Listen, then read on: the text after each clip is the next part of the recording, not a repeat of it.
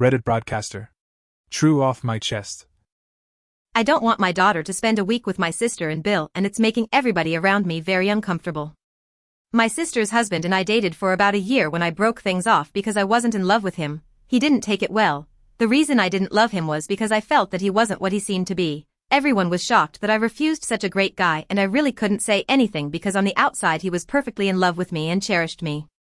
So I stayed silent because I couldn't talk badly about him when it's just in my guts. When he started seeing my younger sister, I felt like my gut feeling was right because why not just start over with another family? When I expressed my feelings to my sister, she got defensive, and I didn't blame her because he is just a perfect gentleman. When he proposed to her, I was very desperate and bluntly asked her how he was in bed.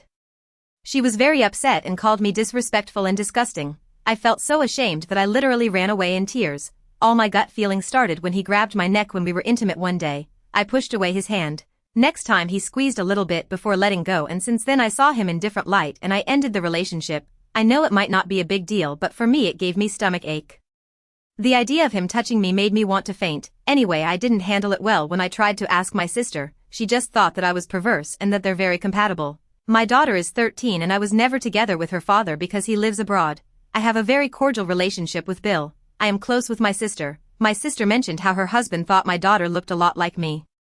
When she was 5, everyone thought it was endearing. For me it just made me feel sick. Then once again he said it last summer on her birthday. I can't put words into how I felt because what if they're completely baseless and I am just being a moron? I am fully aware that this all could be in my head. Now for about 3 years, my sister and Bill have invited all the cousins to their cottage to ski. Every winter I have refused to send my daughter because the idea terrifies me. I don't know what I am scared of, but it becomes dark whenever I think about the way he is very calm and cordial when talking to me. But like sometimes I see something dark in his eyes when he thinks I am not looking, and to present too. But like sometimes I see something dark in his eyes when he thinks I am not looking, and to make such comments about my daughter that are more than normal makes me want to cry. I am just rambling here and I don't care to proofread. Maybe I missed saying how he was devastated when I broke up with him. And when begging didn't work, he told me that his mistake was to have been kind to me instead of showing me how to properly respect him.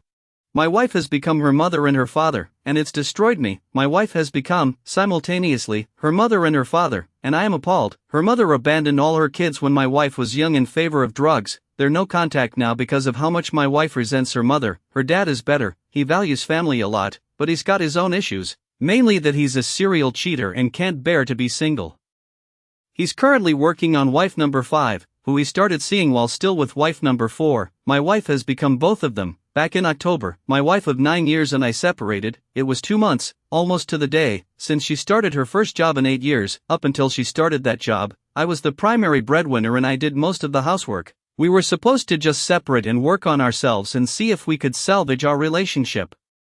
Then I found out she gave up custody of her daughter, my stepdaughter. We had been involved in a custody dispute with my stepdaughter's bio dad up until then, that I was paying for on top of supporting our family. I started looking for a house to buy. Since I didn't want to live with my parents for however long it took my wife and I to sort things out, I found one, put in an offer in, and was set to close on December 1st. I tried to give her space and I started going to therapy to correct my own behaviors that lead to this turning point in our relationship. She just kept pulling further and further away. In November, she lost her job and she kept pulling further and further away from me. She changed her name on Facebook and hid her relationship status. She became very cold in communication between us, oftentimes not responding until days later. Mind you, I was only reaching out for things that were necessary to untangle our lives. I did manage to close on the house and move in on December 1st. I spent Christmas alone for the first time in my life. My family was out of town visiting my brother in Florida, and I couldn't afford to fly down with them and had to work the day after Christmas anyway. Hands down the hardest Christmas day I've ever had. My family often does a Christmas celebration in January just because we're so spread out. My mom attempted to contact my, at this point ex-wife to see if we could get my stepdaughter for our late Christmas. She never received a response, so she reached out to my stepdaughter's stepmom, who replied right away and made arrangements for my stepdaughter to spend the day with us. I assumed at this point that the reason we had to go through her stepmom was because it was their weekend to have her, but no, it was my ex's weekend to have her. She just couldn't be bothered to respond to us when we asked for time with my stepdaughter. The day spent with my stepdaughter was good. It was one of the few times I've actually gotten to see her since the separation. However, I found out 2 days later that my ex was already seeing several other people and had been since about a month after we separated. I found out by running across her profile on Tinder. This sent me into a pretty bad spiral because brains are dumb and illogical. I had already concluded that we couldn't be together, not after she gave up custody and how she treated me after we separated, but it still hurt like hell. I'm aware that I was also on Tinder, but I'm not the one who chose to end my 9-year relationship. Today I ran across her profile on FetLife and it's fucked me up even more. During huge chunks of our marriage, we were in a dead bedroom because she just didn't have shit for libido, and now that we've separated she's got all this sexual energy. Meanwhile, I can't get laid to save my life. If anyone has some hot single friends who are women, please let me know. I could use a pity fuck. I feel like she's hit a midlife crisis and it destroyed our family, it destroyed my life. I'm a shell of myself. I'm managing to make it to work, barely, but I'm in an incredibly dark place. If I'm not at work, I'm usually drinking on my couch and mindlessly watching TV or doom scrolling, interrupted by frequent smoke breaks where I go outside to freeze my ass off on my new back deck. Her brother still calls to check in on me. Her uncle has reached out to try to help as well. I've got friends that care about me, but they've had to listen to me bitch.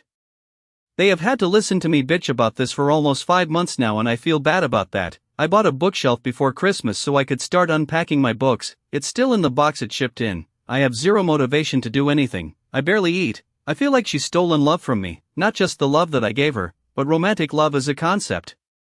From the start of our relationship, she was my person. Like, I've never, ever clicked with anyone like I did with her. I asked her to marry me within 4 months of being together, and now she's just thrown me away like any old trash and moved on to another relationship in no time at all. And I can't put myself through this again. Anyone can leave after any amount of time, and I can't trust that it won't happen again.